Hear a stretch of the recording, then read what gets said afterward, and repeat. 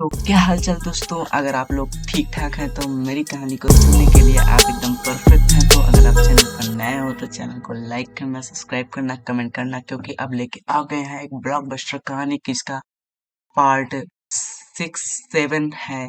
जिसका पार्ट 7 अब हम बोलने वाले हैं, इस कहानी में कंटिन्यू करेंगे। तो फटाफट से कहानी को स्टार्ट करते हैं। लाटू मणि का गला भर आया, सिर चकराने लगा। वह अपने दिल की बात न दादाजी से कह सकता था, न माँ से। गांव के पास वाले जंगल को लाटू मणि ने दूर ही से ही देखा। जंगल बहुत घना था। बाघ, भालू, सांप, सभी जीव जंतु वहां रहते थे। गड्ढा किस पेड़ के नीचे खोदा गया था उसे ठीक ठीक पता नहीं था। घर के अंदर जा उसने पैंट में से चाकू छिपा लिए। बन बन का ख्याल आते ही उसका हौसला बढ़ गया। घुमावदार रास्ते से वह जंगल के भीतर बढ़ा चला गया। जंगल के रास्ते में बीच बीच में पानी से भरे हुए गड्ढे थे। रास्ते के दोनों तरफ घास फूस और झाड़ियां थी। लाटू मणि के हाथ पैर खरोचे से भर गए, फिर भी वह कहीं रुका नहीं। वह किसी भी कीमत पर बनबन की माँ को बचाना चाहता था।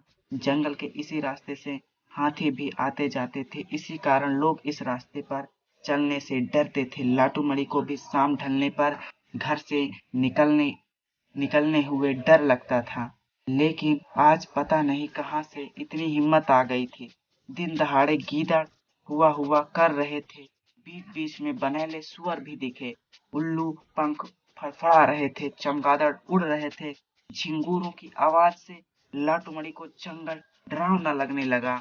और इसके बाद कुछ ही देर पर लाटू मणि ने अचानक एक अजगर को देखा। उसका दिल जोर से धड़क उठा, पैरों की ताकत भी मानो जाती रही। तभी उसे कुछ सूझा और वह एक ऊंचे पेड़ पर चढ़ने लगा। पेड़ पर चढ़ते हुए वह इधर उधर देखता भी रहा। चढ़ते चढ़ते वह फुनगनी पर पहुंच गया। वहां से नीचे देखा तो कुछ लोगों की आहट सुनाई दी। नीचे इधर उधर गैंडे का गोबर पड़ा था। लोगों की आवाजों में वह अपने पिताजी की आवाज पहचान गया। उसकी जान में जान आई। पेड़ से उतरकर वह चौकन्ना हो उधर ही बढ़ा चला गया। तभी कुछ लंगूर उसे डराकर भाग खड़े हुए। सामने पेड़ से एक छोटी डाल तोड़कर उसने लाठी बना ली। वह लाठी लेकर आगे बढ़ा कि पास आते गांव वालों की बातचीत सुनाई देने लगी। उसने अंदाजा लगाया कि शायद 4-5 लोग होंगे। पास ही कुदाल से कुछ खोदने की आवाज आ रही थी। लाटू मणि धीरे धीरे आगे बढ़ता चला गया। तभी उसकी नजर लोगों पर पड़ी। उसने देखा कि ताऊ जी के कंधे पर बंदूक लटक रही है। पिताजी उनके पीछे पीछे बढ़े आ रहे थे। वह सिहर उठा, पता नहीं आज बनबन की माँ के साथ क्या बीतने वाला है। लाटू मणि मन ही मन सोचता रहा कि बनबन की माँ को कैसे बचाया जाए। अगर बनबन की माँ आए तो वह पत्ते डाली फल फेंक फेंक कर उसे भगाएंगे, लेकिन वह आएगी कब? आखिर कब तक बैठा रहेगा भूखा प्यासा? फिर अब तो रात भी हो जाएगी, नींद भी आएगी, मच्छर काटेंगे जो खून चूसेंगी।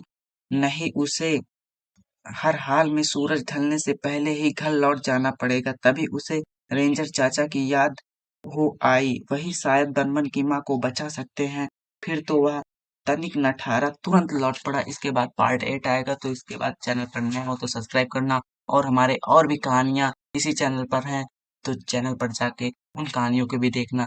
अच्छा लगे तो फीडबैक में, कमेंट में थैंक्स जरूर लिखना। तो गुड बाय दोस्तों।